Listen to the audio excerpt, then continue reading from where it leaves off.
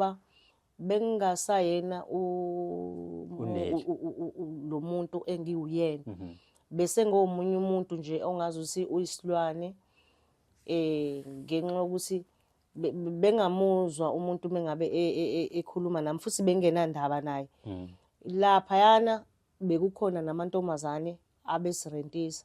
Uma ngabe ungafuni ukuthi yena uhambe ukuthi mengabe ususebenzile umnikeze leyo mali, ubungadlaliswa nje, ubushawa ibhodlela liyaqhafaka nje, uyaphahlazwa nje, yabo. So nami bengifike elokishini umuntu mengibhedela nje ke la kuphuzwa khona ibhodlela nje ngiyalishaya nje, uyabo. So bengasafani njengasekuqaleni. Njengentombazane wazalwa uyiyona. Yebo, umfana-ke futhi-ke incona intombazane. Umfana bengingamfuni kakhulu. Umfana nje ngine-anger yomfana. Umfana ngimfuni nje. Ibona engabe bengibalimaza kakhulu-ke abafana. Amantombazane-ke vele ayingasasondeli eduze kwami ukuthi mhlawumbe khona ufisa ukulwa nami ngoba yonke into iqala ebafaneni. Umfana nje angimbheki manje meke wathi ngisakaza ngebhodlela engakakhulunywa lutho sheshe ngiqede ngayo. So bengasemini.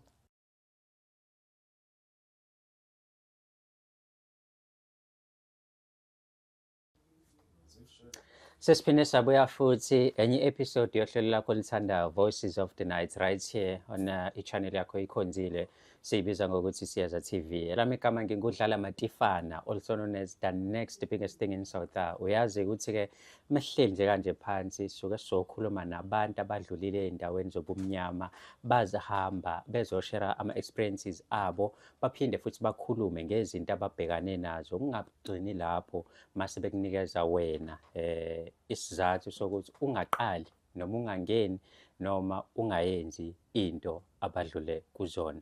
La eceleni kwamkhono sisesinaye njengamanje engizomupha igama lakhe namhlanje uzoba uNeli kuwena. So usisesinaye namhlanje uNeli sokhuluma naye uzositshela ngeexperience yakhe ukuthi ke ungene kanjani kule ndima yokuthengisa, ayimaphi ama experiences abhekane nako nokunye okuningi. Mhlambe nawe kuyafisa ukuzohlala la uxoxe story sakho kulula kakhulu ongakwenza. Uyas-emaila to info.siyezatv@gmail.com. That is info.siyezatv@gmail.com. Sawubona ma kunjani?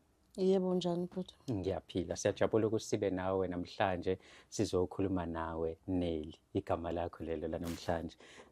Awusithathe nje usibeke i-background yakho. Ukhule ekhaya elinjani? Mina ngizalelwe eMaritzburg. Ngasasuka khona ngenxa yodlame saya eRichmond. Ilapho ke esakhulela khona. eRichmond sasibekwe khona ugogo sihlala ehlobeni. So kwakungekho kahle hle impilo cause sisuka nje eMaritzburg sasikade siyingane ngathi ziphila kahle noma sasabancane sila ko age 5 6. Impilo iqale ukushintsha la sesiya eRichmond khona la safike sahlala khona kagogo. Sathola ukuthi ngoba ugogo wethu okuyena owayezala uma wayesebenza emajalidini wasishiya la ehlobeni. So sathola ukuhlukumezeka kwagcina nje kwaqala lapho nokuthi ngingafundi kahle esikoleni ngoba manje sasihlukumezeka la mengekho ugogo. Singanikwa ukudla, singadli nje ngendlela, mhlawumbe size sidle sekuyolalwa kodwa sibe siphuma esikoleni. Emva kwalokho ke kuthe dukuduku kwase kufika umama ozala thina wasithatha ke ngoba wayibona naye isimo ukuthi abantwana nabahlukumezekile ngoba naye wayehambe washona kwenye indawo, yena wayezela eThekwini ke. Okay. So wafuna umsebenzi wathola ke naye ejalidini wasiyasilanda lapha sasikade sigcinwe khona ngenxa ukuthi wayebona sisihlukumezekile. Masifika la safike sahlala kwawukuthi nala sasihlala khona sasihlala ka boyfriend yakhe ngingasho njalo.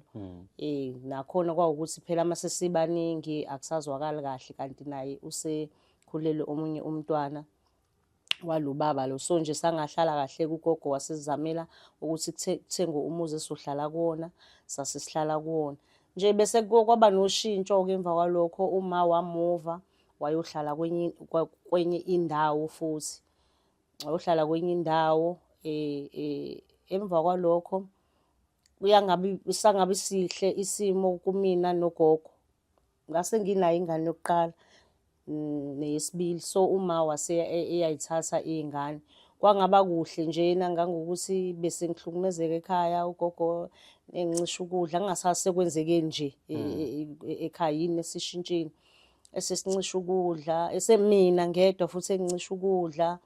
Anganginika isho ingubo yokungimbatha, ngilala phansi ngigodola, wagcina sengixosha-ke lapho-ke nje sengisidina nje ngingazi kodwa ukuthi kwenzakaleni. Ngingazi noma mhlawumpe umehluko ngoba mina ngangasebenzi, omunye wayesenebhizinisi owayelama mina, wayesenebhizinisi alenzayo. So nje mina ngingasathandeki-ke, ngagcina sengibona ukuthi no, angihambi nomngani wami futhi ngoba wayeyibona ngangiyixoxa lento lena. Wathi wayesewusisi-ke lowo mngani wami, wathi yena hayi woza uzohlala kwaMdoli ngoba manje angazi ukuthi indaba le yenzakala lapha kini. Okay, ngamuva ngayohlala naye, vele iy'ngane kumele ukuthi lezi ngane lezi ngibuye ngihambe ngiyoyibheka laphaya, ngikwazi ukuphasa nami something. So ngahlala la kalo sisi, ngalesi sikhathi ngisahleli nje isikhashane, ngibona ukuthi nakhona impilo ngazi ukuthi ayinhle kahle-ke manje-ke, uyabo, ngoba nami u-boyfriend akasanginiki imali ukuthi ngifake phela nami la, nokudla sekuyabhedala ekhaya. Ngiyabona naye ukuthi hhayi ngeke akasathandisisi kahle-ke ngoba nami akusangihambeli kahle ngaku-boyfriend. Ngihlale shuthi kunomngani wethu-ke bejwayele ukusivakashela, obeseqalile yena ukuthi athengise ngomzimba. Ubejwayele ukuthi uma efika-ke afike enemali, afike nje athenge mhlampe utshwala, mhlampe into edliwayo ezisipesheli, kube mnandi nje uma kufike yena. Okay, ngagcina sengimbizele eceleni sengimbuza ukuthi wena mfethu uyithathaphi imali?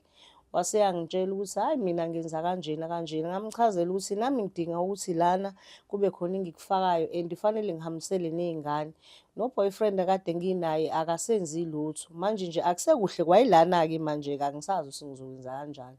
Kodwa ngiyakubona wena uhlezi u-right, vele unemali, yabo.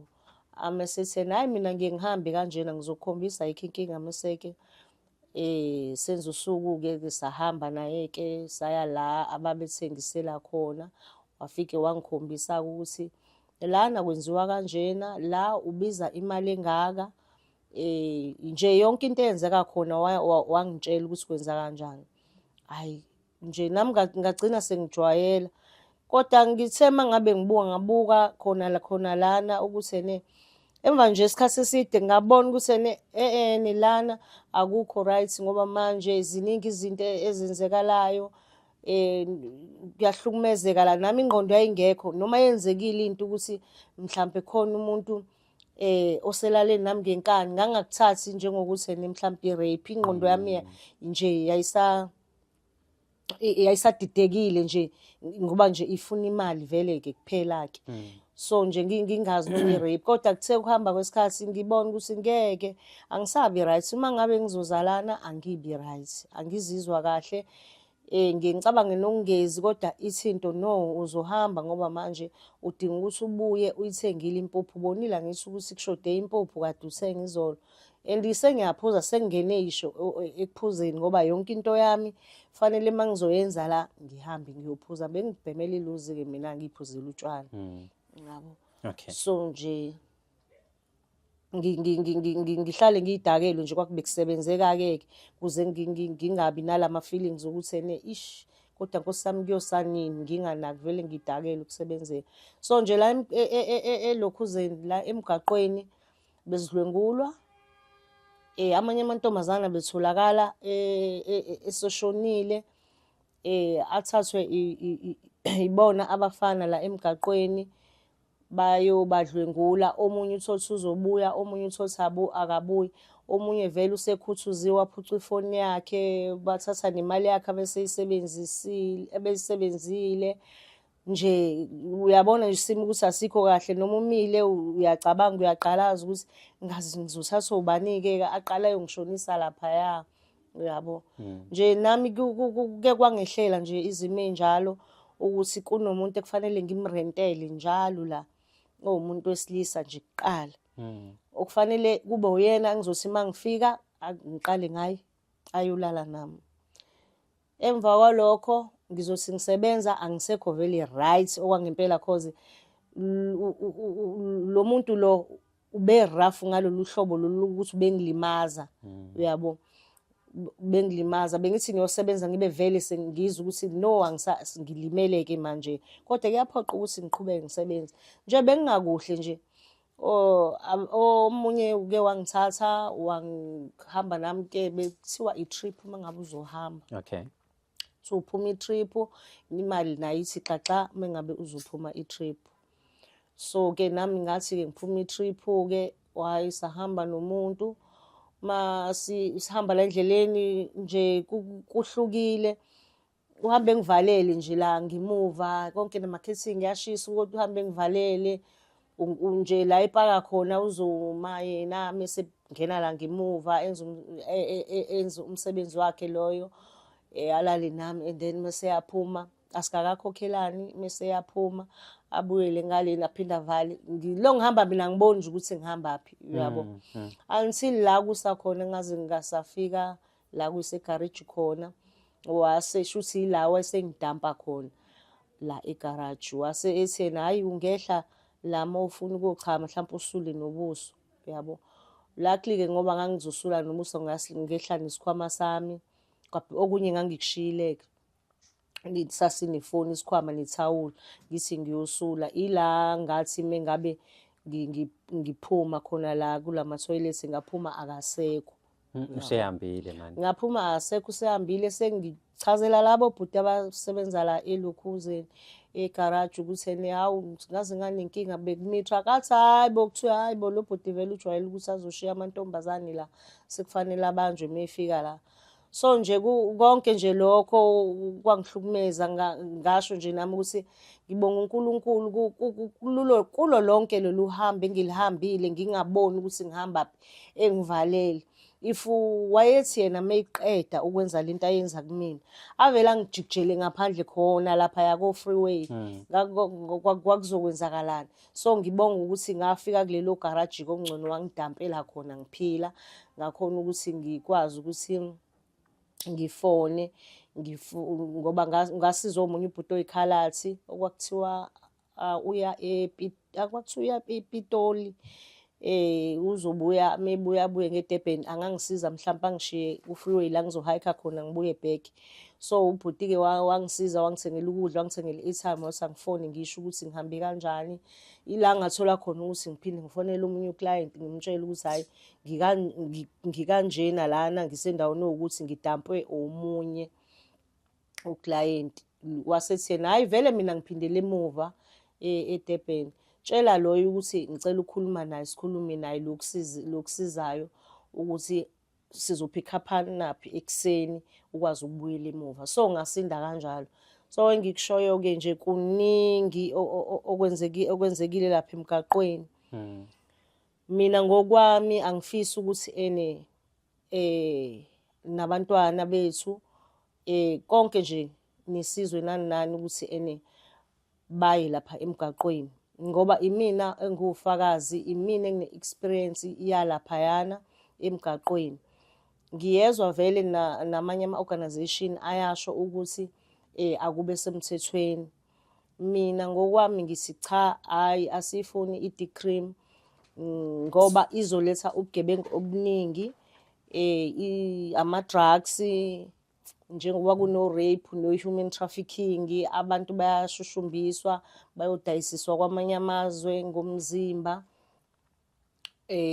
badliswa ama-drugs batransport ama-drugs yonke leyo nto itholakala kwi-prostitution so nje angifisi ukuthi kube semthethweni ngoba ney'ngane zethu zizogcina sezibona ukuthi no asingayi thina esikoleni ngoba vele ikhona imali eqhamuka kalula mhlawumbe ingane iyahluleka ayikwazi ukuthi mhlawumbe angenze noma umsebenzi wezandla hayi ngizowenza kanjani umsebenzi wezandla ngcono mina ngihambe ngiyiyele laphayana ngiyothola imali esheshayo ngokwami ngiyacela mina ugovernment ukuthi angawuphasisi lo mthetho wokuthi i-prostitution ibe semthethweni abangavumi ngicele basilekelele nesizwe nabalaleli ukuthi nabo bangayivumi leyo nto ukuthi kube semthethweni ngoba kunobungozi obukhulu emgaqweni. Ngiyakuzwa. Sisakhuluma ngobungozi omkhulu emgaqweni obube khona. Mhlampe if you don't mind, ungasharela mhlampe ama-experiences obungozi bakhona emgaqweni. Ngiyazi ukuthi usushilo ukuthi unako mhlampe ukuthola i-client lihambe lokulahla egaraji njengoba kade ushilo. Abanye banako mhlampe izinto ezithi ngihlangane nomuntu walala nami wangafuna ukungikhokhela, omunye wafuna ukungibulala. Mhlampe wena the time usasemgaqweni wakwaba nama-experiences akanjalo anobungozi, and if yes, kwakubungozi obukanjani? Yes, ngike ngaba nabo ubungozi obunjalo. Omunye uclient wayefuna ukungibulala. So sasisibanga khona ukukhokha. Sasisendaweni esepark lapho, ilapho owayengikinyela khona, wangikinya. Ngaze ngaqhuma ilokhuzana, igazi ngamehlo. Ngoba amehlo amaye-red wonke nje eyigazi wonke. Kade engikinya. So ngangizama nami ukuzabalaza, ngimemeza ini. Yabo ngoba ngangasafuna until ngagcina sengingathi ngiyayincingela ukuthi ngivuma yonke into ayishoyo ngoba ngangingasafuni ngenxa yokuthi akakangikhokheli kodwa yena usafuna ukuqhubeka yena.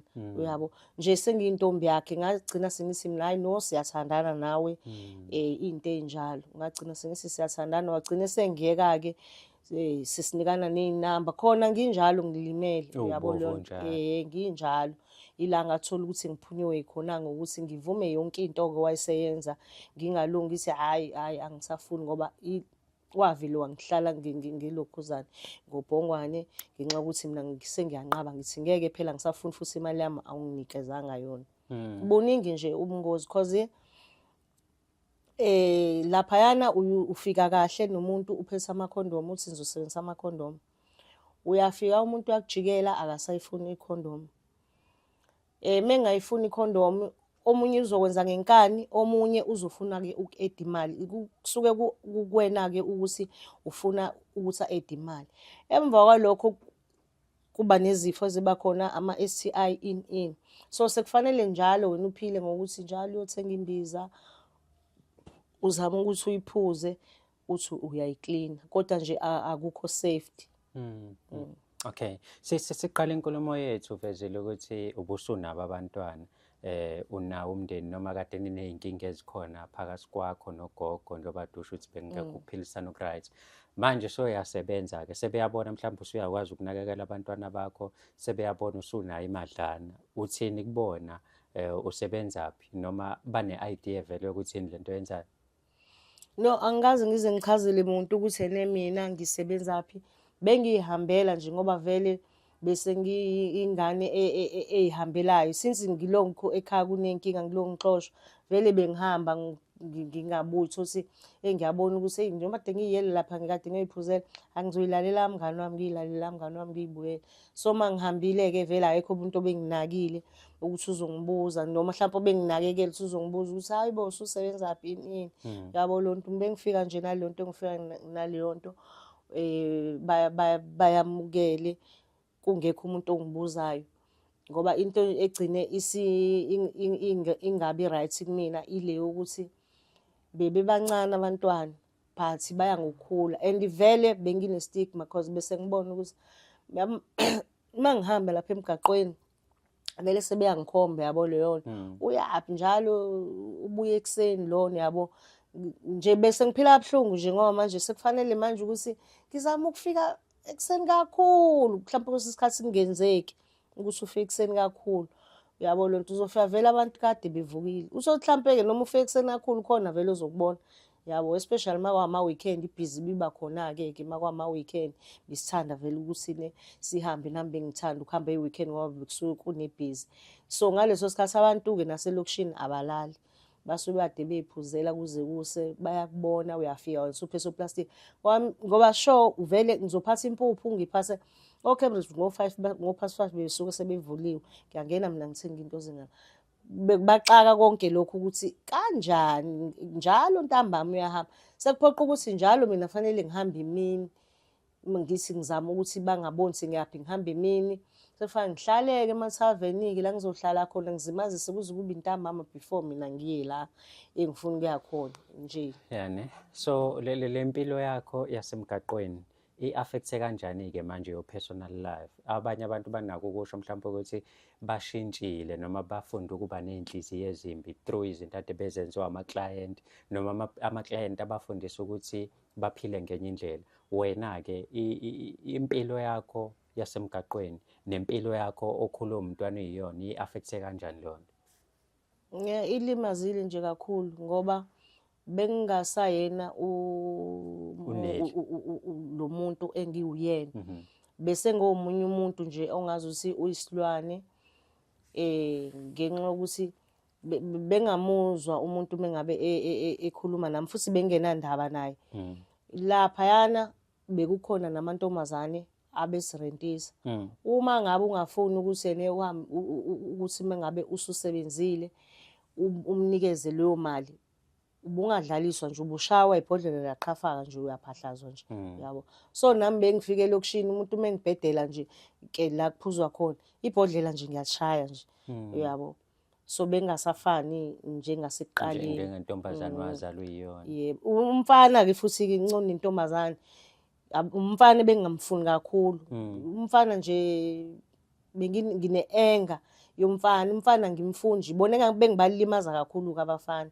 Amantombazane-ke vele ayingasasondeli eduze kwami ukuthi mhlawumbe khona ufisa ukulwa nami ngoba yonke into iqala ebafaneni. Umfana nje angimbheki manje meke wathi ngisakaza ngebhodlela engakakhulunywa lutho ngisheshe ngiqede ngayo. So bengasemini.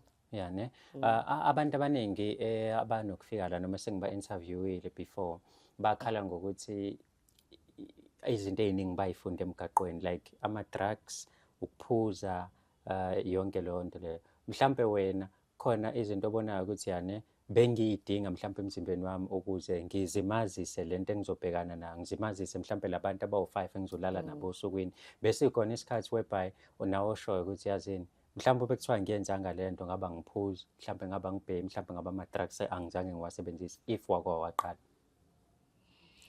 Yes, angifikanga kuma-drugs but ukuphuza thina besazi ukuthi kuphuzwa mhlawumbe makwamaphathi noma nokhisimusi.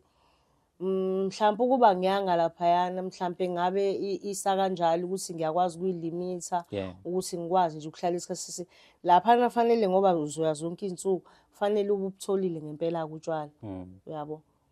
Ingakho ngithi ngabe mhlawumbe angizange ngize ngiphuze kangaka ngoba bebufunakala njalo nje utshwala.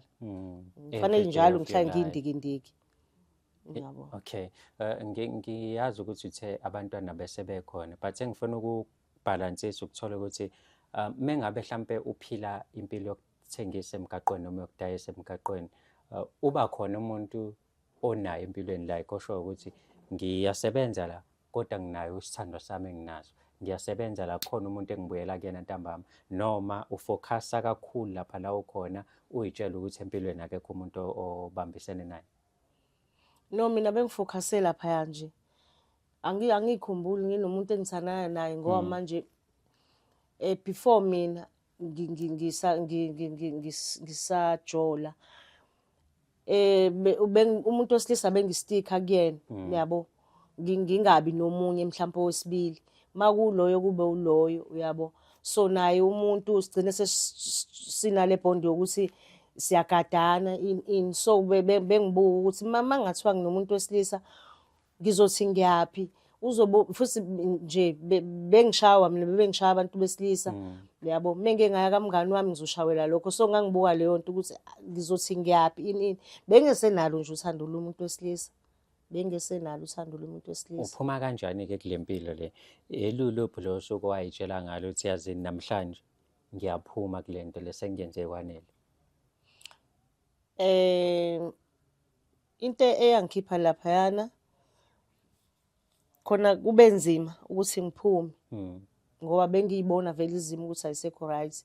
Enye into nje eyayisingiphatha kabi kakhulu njengoba ngisho ukuthi mangihamba ngasekhaya bese ngine stigma, ngikhonjwa ngeminwe nje sengiyaziwa ophethe u-20 rand uma kuyihlalelo nje ithi awufuna yini yabo osekusho ukuthi ngiyadayisa. Okay, fine. Iy'ngane zami seziyakhula manje zikhulile. Ngisebenzaphi ngizothi ngisebenzaphi ey'nganeni and noma ngakusho engikushoyo lokhu engiye ngikubone lapha emgaqweni vele zizokusho nasey'nganeni, uyabo. So nga-decide ukuthi no, angivele ngiyeke ngoba vele nokuya khona sengiya ngizwa ukuthi ngihlukumezekile emoyeni wami. Uye endaweni uzwe ukuthi cha angikho nje right, angikho right. Usho ukuthi kodwa Nkosi akusaqhamuki muntu-ke angithathe ngihambe futhi ngifuna i-night ngenxa yokuthi angeke ngikwazi ukuqhubeka ngime lana. Ngabona ukuthi akuyona impilo nengqondo yami ibilokhu ikhula, uyabo. Because ngeke ngaba nokuthi besibuye sithathwe amanye ama-organisation-ke o-Lifeline bebengasho ukuthi asiwuyeke umgwaqo, but bebesinikeza nje just o-counselling nje ngokuhlukumezeka kwethu, mhlawumbe ushare istori sakho, take it from there, uthole i-counselling kancane kancane, ngenza nama-skills akhona njengoba desho usisi ukuthi siyakwazi ukuthunga njengoba naye ekwazi nokwenza ama-perfume. Besifundiswa-ke nokuthunga, sifundisa nokwenza ama-beads, wenza amacici ini. So ngagcina sengigxile lapho-ke, ngagxila lapho-ke. Okay. So uphumile manje ungaphandle awusayiphili leya mpilo but so ufocuse kuwena nakuma-skills ezinto okwazi ukuzenza. Intombazane encane efisa ebona kuyinto enhle ukuthi ingene emgaqweni noma seyikhona njengamanje kubuka kuyinto enhle, iyiphi advice ongayinikeza yona? Mina ngokwami ngithi ebantwaneni laba abancane nakosisi abangakangeni abasafisa ukuthi baye laphayana ukuthi cha hayi bangayi laphayana.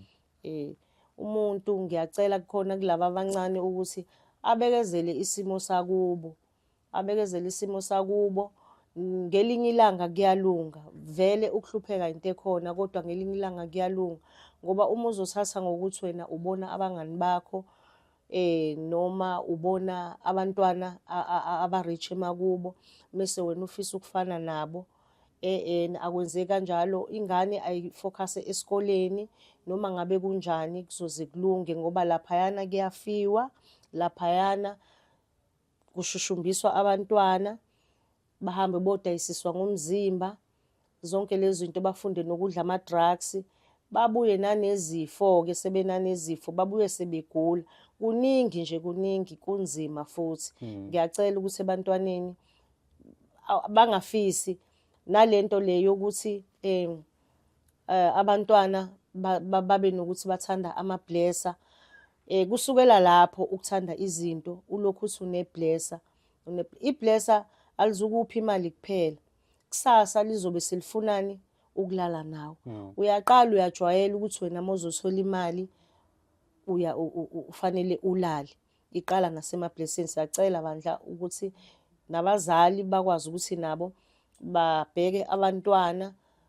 Nomntwana uzama ukuthi umyale ngendlela ongamyala ngayo. Uyakwazi futhi ukumbona umntwana wakho ukuthi hawu waseba nokuthi mina ngingazi.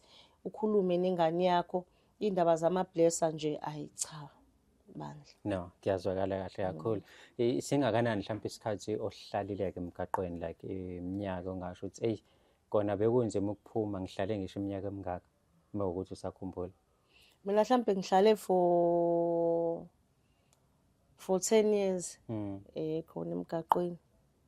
Abanye abantu banako ukuthi hayi kade ngisemgaqweni imali ade ngiyithola ngenzile ukuthi nokuthi nokuthi. Mhlawumbe nawe kukhona okuphathekayo ushoyo ukuthi as much as ngingekho proud kodwa ngoba ngikwenzile ukuthi mhlawumbe ngibondlile abantwana bami, ngabakhela ikhaya, khona izinto ey'kanjalo ngasho ukuthi hayi no, noma sengiphila impilo yami eqondile kodwa ngi-proud ukuthi kade ngisasemsebenzini wanje ngiwenzile 1 no 2 no 3. Ngingasho ngithi uyabona kumnandi, uzwa kumnandi ukuba semgaqweni ngokuthi iy'ngane zakho nazo ayisweli, uyazithengela ukudla, ziyaya esikoleni, ubone nawe uphila njengabanye abantu. uyabo. Nami iy'ngane zami ziyile esikoleni zafunda, noma zingaqedanga kodwa ziyile esikoleni zafunda njengezinye iy'ngane, zayithola futhi i-shelter, noma kungawona umuzi kwaba umjondolo nje engiwakhe ngokuthi nami kade ngimgaqweni, uyabo. Bengizondla futhi azikaze zizey'lamba until zize zikhule ziy'dicayidele impilo ukuthi zifisa ukuphila yiphi impilo. Nje besiphila, yabo. Nami ngidlalile indima yokuba umama ngokuya emgaqweni. Kodwa emva kwalokho impilo yami engingayicabangelanga ngoba bengihlezi ngihlukumezekile. Ngelinye ilanga lezi y'ngane ebengizondla bezingangiluza mina ngingabibikho, ngoba nakho ngithi mina ngijabulela ukuthi ngoba ngiyazondla, ngizondla ngokuthi mina ngiyothengisa ngomzimba. Enkulumeni yethu ngeke ngapick up ukuthi uthi abantu mhlampe uma bekubona abanye base sebenabo ukukujwayela kabi noma ukwenza izinto mhlampe ezingeze zikuphathe kahle, like mhlampe bakukhombisa o-R20 bathi vele uyathengisa. Mhlampe emphakathini ade ukuwona noma kwi-surrounding ade ukuyona, bebekuphethe kanjani-ke mhlampe knowing that wena usemgaqweni, indlela ade uphatheke ngayo emphakathini, bebekutreat-a ngaleyo ndlela yokuthi vele lo sithi uyadayisa, labade bazi? Yes, bengitreat-a ngaleyo ndlela nje ukuthi uyadayisa. So ofuna ukuzikhulumela noma yini, wazi ukuthi mina fanele ngivume ngoba vele ngiyadayisa, yabo.